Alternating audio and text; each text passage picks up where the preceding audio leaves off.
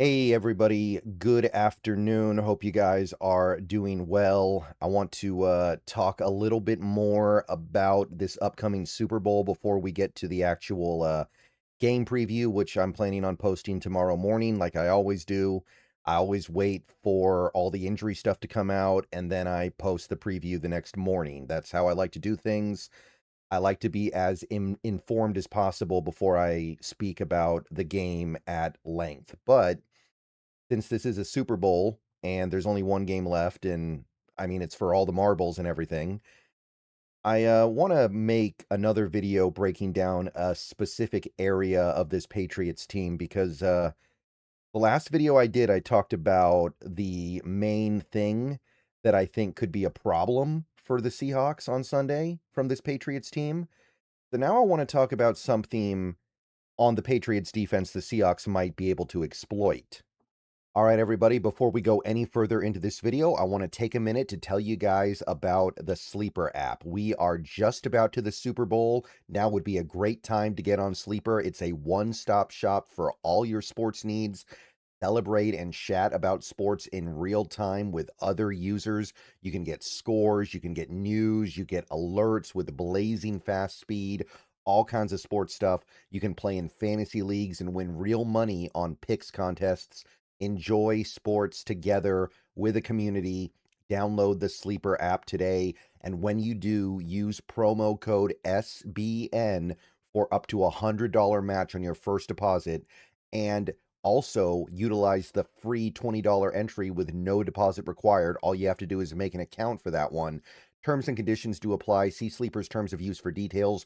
Currently operational in over 25 states and growing. So check out Sleeper and have some fun with sports this year. So the last video I made, in case you guys didn't see it, I was talking about the Patriots' interior defense with Milton Williams and Christian Barmore being a potential problem for the Seahawks. I thought that was the area where the game could go in favor of the Patriots, and if the Patriots were able to make the game about that, they could win. But when I look at this defense overall, I think it's a good unit, but I don't find it to be especially stand out in any other way. I think their pass rush is okay.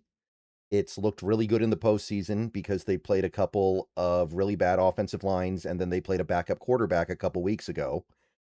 I think the linebackers are good, but not remarkable. I think the secondary is good, not necessarily laden with superstars, but everything else is just kind of like it's it works, other than the interior. And there is something to be said for that. I don't think this team has any big weaknesses, but there are some little weaknesses that I want to talk about here. Specifically, I want to talk about with the secondary.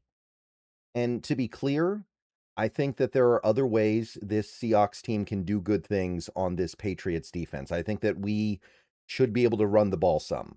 This Patriots defense to me is a little bit slower than the typical defense in the NFL. They don't have, I think, tremendous team speed. So I think you get the ball to Walker on outside runs. I think you get him the ball in space on receptions. There's probably going to be some good stuff that happens there. I'm not saying that we can't run the ball, but I'm really looking at this secondary. And with Robbie Oots probably out for this game, I'm just guessing.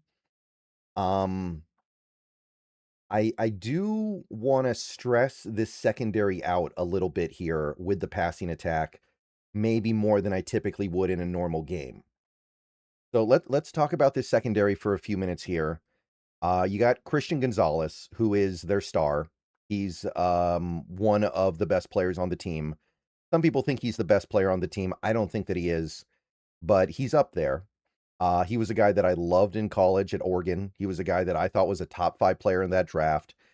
And he's kind of struggled to stay healthy, but the last couple years he's done fairly well. He's only missed 4 games after missing basically all of his rookie year. Made the Pro Bowl this year. And you take a look at the coverage numbers. They're good, right? He allows a low completion percentage. He does allow big plays though when he allows a completion. He has allowed over 500 yards in 14 games. Like you compare the yardage, and again, we're just talking about raw cover numbers here. 508 yards in 14 games. That's not amazing. The completion percentage is pretty well up there. And the yards per target is okay. Yards per completion, though, when he gives something up, it tends to be a little more downfield. But he's good. He's definitely not the guy you want to pick on. The question to me is, are the Patriots going to try to sick Gonzalez on JSN? Or do they double JSN with their other corner and then have Christian Gonzalez go after either Cup or Shaheed or whoever the other receiver is? Because that is a frequent strategy by NFL defenses. You don't put your best corner on the other team's best receiver because the cornerback has to play too perfectly. And if the other receiver's that good and JSN is that good, then you're in trouble. And your best corner is still going to get beat a lot, and it's kind of a waste of his abilities. Whereas if you think that Christian Gonzalez can shut down Cooper Kupp and maybe just completely take him out of the game, and then you can double JSN with a lesser corner and give him problems too, that's often better. Now, the Patriots' other corner is Carlton Davis, and this is another guy who's pretty good. I don't think he's an amazing player. This is his first year in New England. His coverage numbers are fine. He has allowed 4 touchdowns, which is not great, but sub 60% completion, sub 400 yards in 17 games. I'm pretty happy with that as my number 2 corner. 5.3 yards per target. That's getting the job done. And it's a lot better than he's done in previous years. If you look at what he did in Tampa and Detroit, it was a lot worse. So those are your 2 starting outside corners in New England, but that's not really what I want to talk about here because those guys I think are pretty good. I don't think Christian Gonzalez is Darrelle Revis. Some people think he's Darrelle Revis. He's not. He's not on that level. Carlton Davis is a solid number 2 corner. I don't think he's an amazing number 2 corner, but I wouldn't call them weaknesses. I want to talk about Marcus Jones here for a little bit. He's the slot corner. He was drafted in 2022, 3rd-round pick, and he's a really good returner. He actually made All-Pro as a returner this year, I believe. But to me, this is one of the areas you can really exploit New England's defense, and this is why I say maybe the Seahawks should run more 3 receiver sets than they typically do so that Marcus Jones has to get on the field. And it's not like Marcus Jones is necessarily a bad player, but the thing that jumps out to you with Marcus Jones is he is 5'8" and sub 190 pounds. He is tiny, very small. He is 6 inches shorter and a couple dozen pounds lighter than Cooper Kupp. He's significantly smaller than JSN. He is significantly smaller than even Rashid Shaheed. This is one of the smallest guys in the league who doesn't play a position like kicker. 5'8", 188 pounds. There was a time where it was kind of normal for a slot corner to be that small. That doesn't really happen anymore. Think about how big our slot corner is in Nicky Manwari. Even our smaller nickel corner in case Manwari can't play, Devin Witherspoon, is bigger than this. And you take a look at Marcus Jones in coverage this year, this is a problem, right? In 17 games, and he doesn't even play every snap because he's a slot corner, over 550 yards, 7 touchdowns. He's mitigated it a little bit with the 3 interceptions, and he also had the interception against Houston in the playoff game a few weeks ago.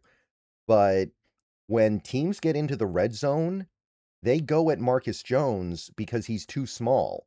And not even just the red zone, but the red zone especially, if the Seahawks are able to get Marcus Jones on the field in the red zone, that's the guy you can really go at because he's just too small. Imagine him trying to defend Cooper Kupp in the end zone.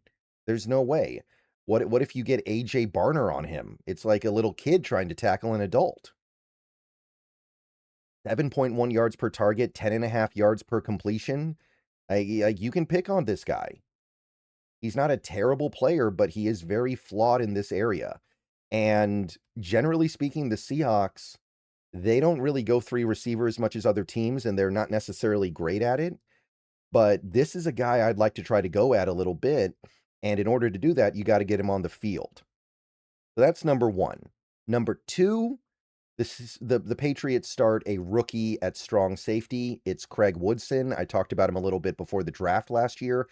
Fourth round pick of the Patriots out of California, was somebody that I recall scouting a little bit, and I don't remember what I thought of him. It was not overly remarkable in either direction, but he's a rookie for one. He's a day 3 rookie.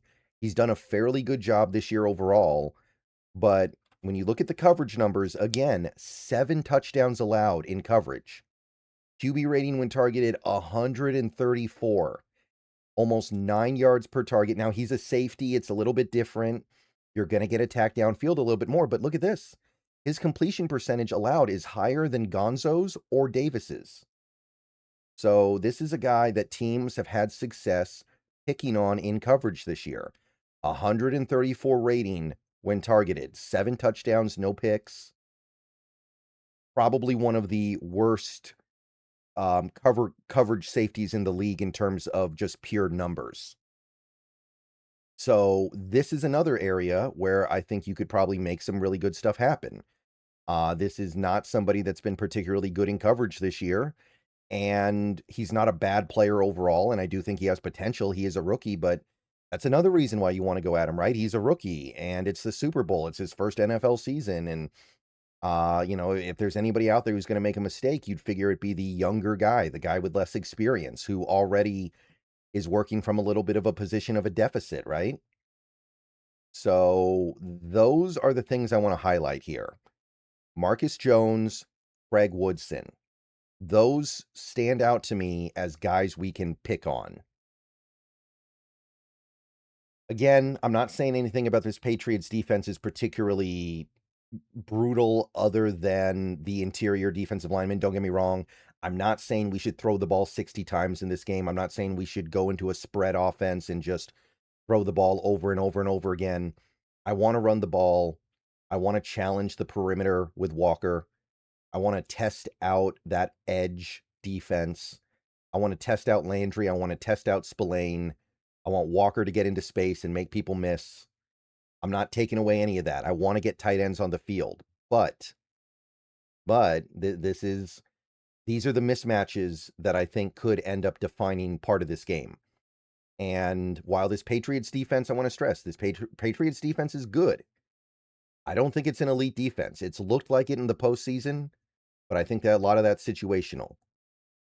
And I think it's also a defense that is somewhat delicate. They can't withstand anything not going their way. This is not a defense that is loaded to the gills with talent.